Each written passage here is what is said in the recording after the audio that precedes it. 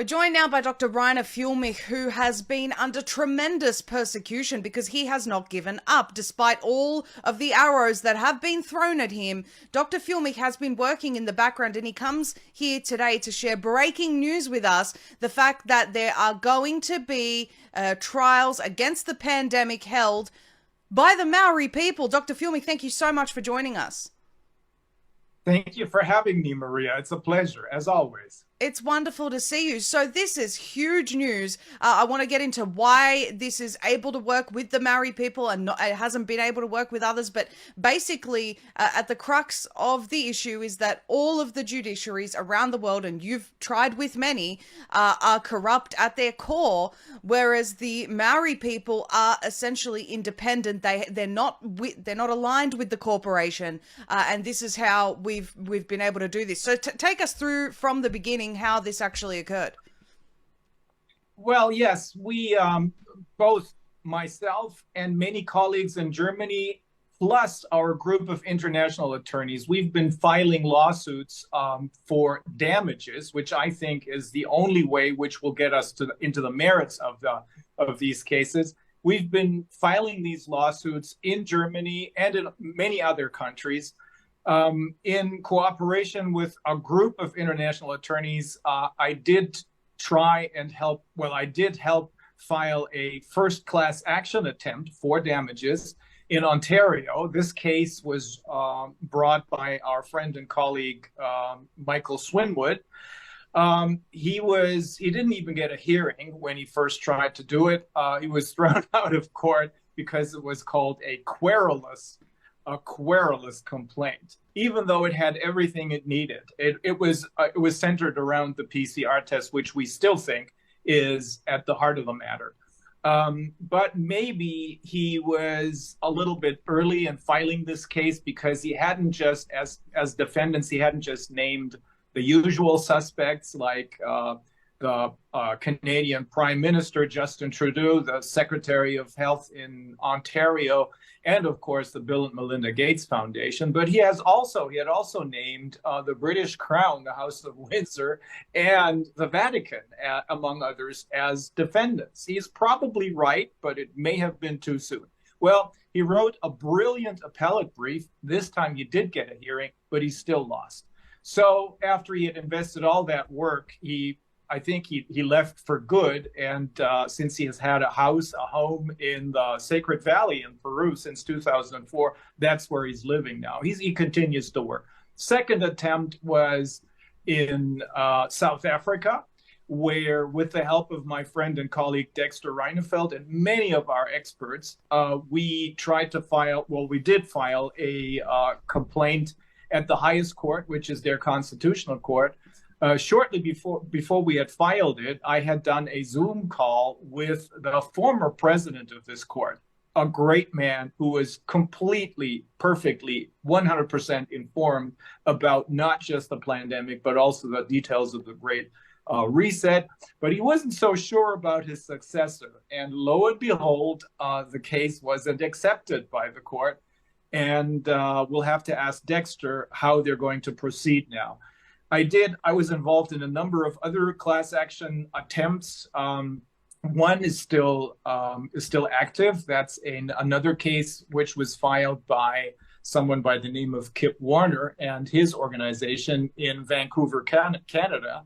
And it is now in the certification phase. That is, the judge has to decide whether the case will go forward. It has been filed, of course, will go forward as a class action case.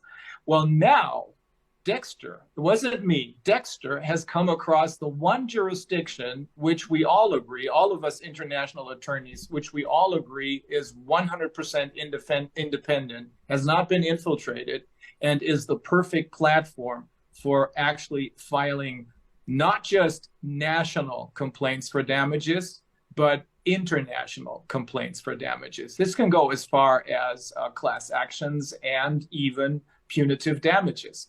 So of course, everyone wants to know, what is that jurisdiction? Well, this is how Dexter came across it. I think Dexter, if I remember correctly, he watched an interview that on the Stu Peters show A woman from New Zealand of British descent was interviewed by Stu Peters, and she explained how the Maori have a totally independent government and accordingly also a totally independent judiciary.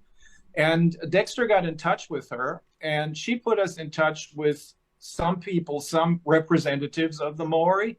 And that's when we were able to find out that this woman is absolutely correct, because the Maori have never ceded their independence, their sovereignty.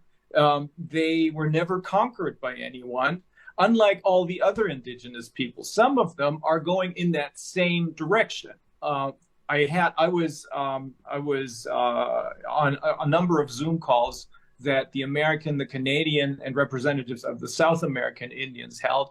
They're simultaneously, almost as if somebody had sent them a message. They were going in that same direction. They're all beginning to use their own jurisdictions to go after those who are responsible for this pandemic.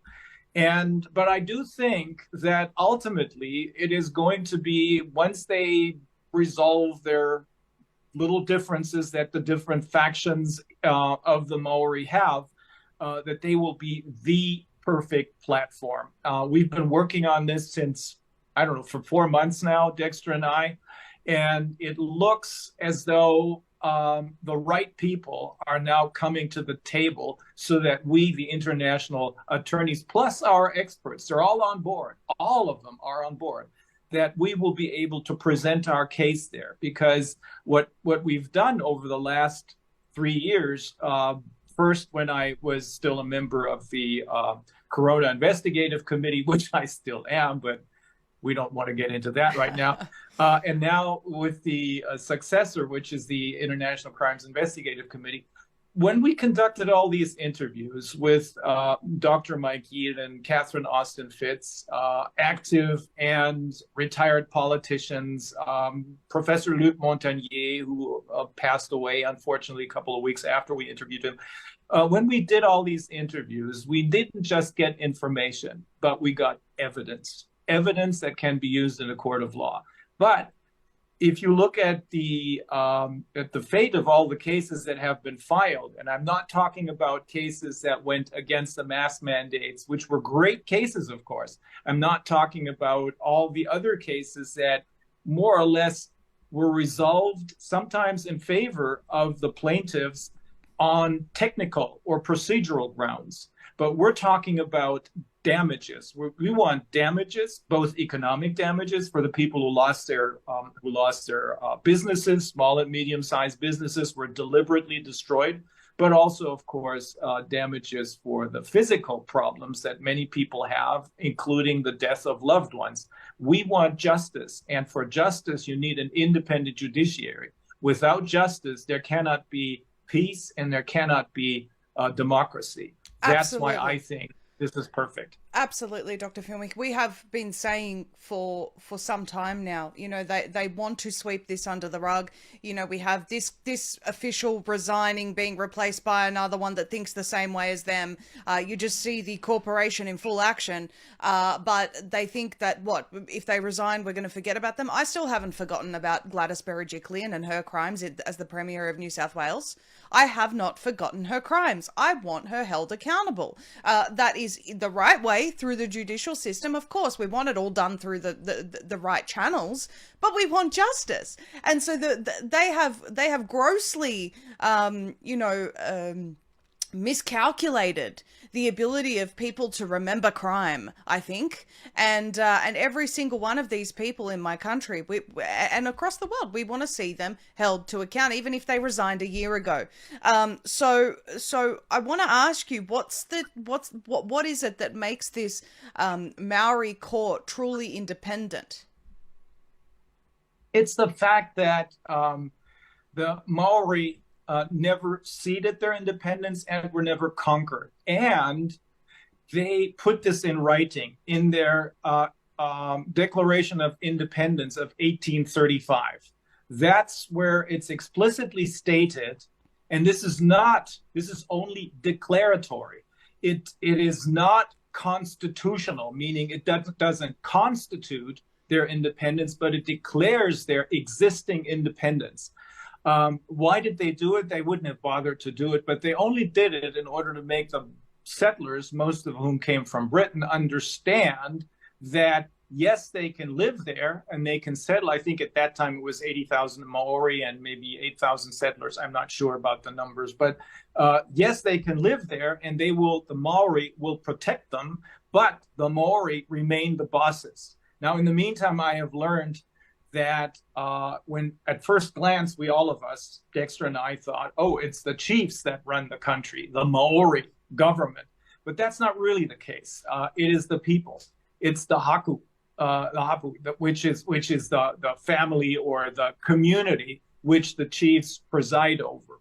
So if you get these people on board, things will be very quick and very easy. Once this is started, I think a lot of people have a lot to worry about, because it's not just that they're independent, but they can enforce the judgments. They even have the means to enforce the judgments that this court will render. And another big important piece of information is the following. When I spoke, or Dexter and I spoke with some of the chiefs, one of them, who happens to be a chief justice, we were about to explain about mRNA technology, etc. As far as we understand it, we're only lawyers. We're dependent on the expert testimony of those who do understand about it. And he just cut us short and said, hey, you don't need to explain this to me. I know about mRNA and CRISPR technology and all that. And I couldn't believe it. And he said, we've known about this for 50 years. I guess there have been prophecies that have foretold what is happening right now. At least that's what he alluded to. And he said, well, this is the time. We knew this is coming. This is the time. And our system is not just designed to restore the peace for the Maori, but also to restore the peace for the entire world. And this is what is now our big task. And on top of this, as you can already gather from his alluding to the prophecies, these people, like most indigenous people, are far better connected with spirituality than us Westerners. And that is part of their law, or lore, as they call it. That is part of their law. And Dexter, when he realized this, I mean, Dexter's from South Africa, so he too is closer connected with spirituality than most of us Westerners. And he said, this is important, because if we want to go after these people, we can't do it inside their own system.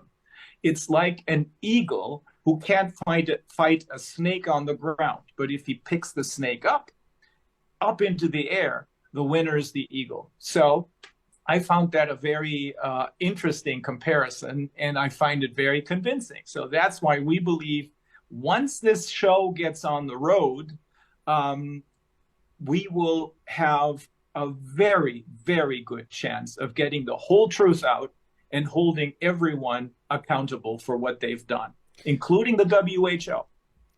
Well, that is amazing news. So just to really break this down, essentially, these people are the only truly independent people, independent from the corporation. Perhaps there are other tribal people around the world that, you know, I know here in Australia, for example, there have been some treaties that have been made. It was explained to me by an Aboriginal elder, Grandmother Malara, that were not, you know, that, for example, they were delivered a blank piece of paper to sign, and then later on the government added in the details of that blank piece of paper. They've been stooged many times. So there is a sort of, I mean, technically and legitimately, they still have their sovereignty, these people. They are really desperately trying right now, Dr. Fuellmich, through what they're calling the voice, to add the Aboriginal people into the Constitution, which means they hand over any remaining sovereignty to the government, which means that they do, or to the corporation, I should say, which means that they do obviously still have sovereignty. They still have some sort of a legal ground based on their law, LORE, because Otherwise, they wouldn't be trying to bring them under the Constitution. From what I understand, there's also a United Nations mandate that says that once Australia becomes a republic, they can